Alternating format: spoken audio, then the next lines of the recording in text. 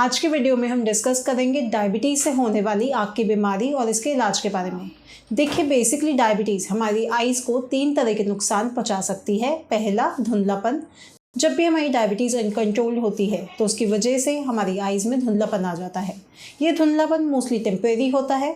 जब diabetes normal होती है तो ये धुंधलापन भी चला जाता है। दूसरा, कैटरैक्ट। डायबिटीज़ पेशेंट में कैटरैक्ट बनता भी जल्दी है और ये पकता भी जल्दी है। यह अधिकतर उन लोगों में पाया जाता है जिनकी शुगर अनकंट्रोल्ड होती है या बहुत ज़्यादा फ्लक्चुएट करती है।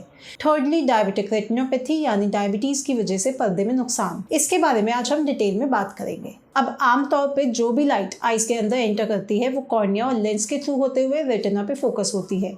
ये सिग्नल्स ब्रेन में जाते हैं जिससे हमें दिखाई देता है। किसी भी इंडिविजुअल का रेटिना चेंज नहीं किया जा सकता, ट्रांसप्लांट नहीं करा जा सकता या नया नहीं लगाया जा सकता।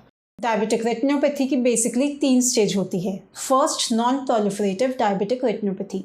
डायबिटीज़ हमारी खून की नलियों को नुकसान पहुंचाती है जिसकी वजह से खून की नलियों में से फैट और फ्लूइड लीक करने लगता है, पर्दे पर सूजन आने लगती है और पानी भरने लगता है। इसकी वजह से हमारी आइज़ में धुंधलापन आ जाता है। इस स्टेज में हम इलाज मोस्टली इंजेक्शंस लगाकर करते हैं या लेज़र से या फिर दोनों के कॉम्बिनेशन से।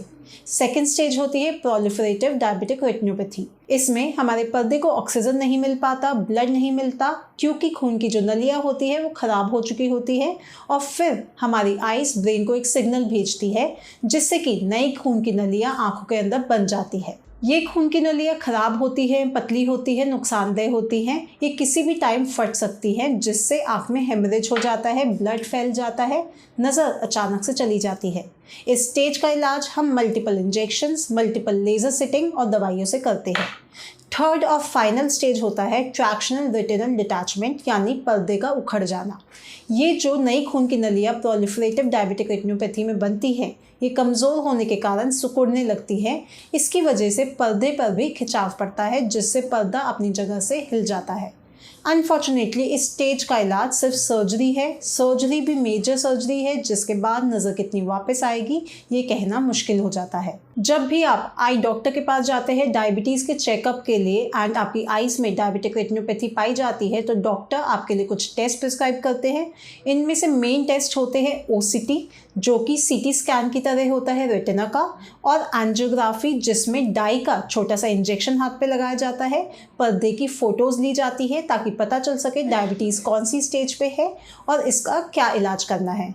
Friends, as we know India is the diabetic capital of the world, so मैं आपसे रिक्वेस्ट करना चाहूँगी कि अगर आपको डायबिटीज़ है तो आप साल में एक बार आई स्पेशलिस्ट से चेकअप ज़रूर कराएं। नेक्स्ट बात करेंगे डायबिटिक रेटिनोपैथी की ट्रीटमेंट के बारे में।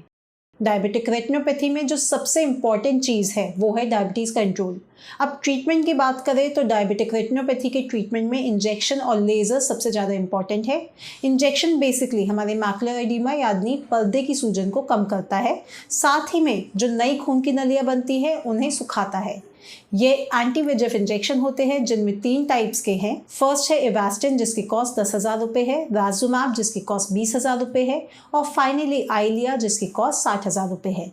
नेक्स्ट ट्रीटमेंट है लेज़र से। रेटिनोपैथी में जो लेज़र यूज़ किया जाता है उसे ग्रीन लेज़र कहते हैं। ये लेज़र रेटिना के रिपेयर में काम आता है। तो जहाँ भी आपको रेटिनोपैथी है वहाँ लेज़र करके सिकाई करके रेटिना को रिपेयर करा जाता है। लास्ट ऑप्शन है सर्जरी। सर्जरी के मेनली 2 इंडिकेशन है। पहला, आपके पर्दे पे खून आ जाए जो ठीक ना हो। दूसरा, खिंचाव की वजह से आपका पर्दा उखड़ने लगे।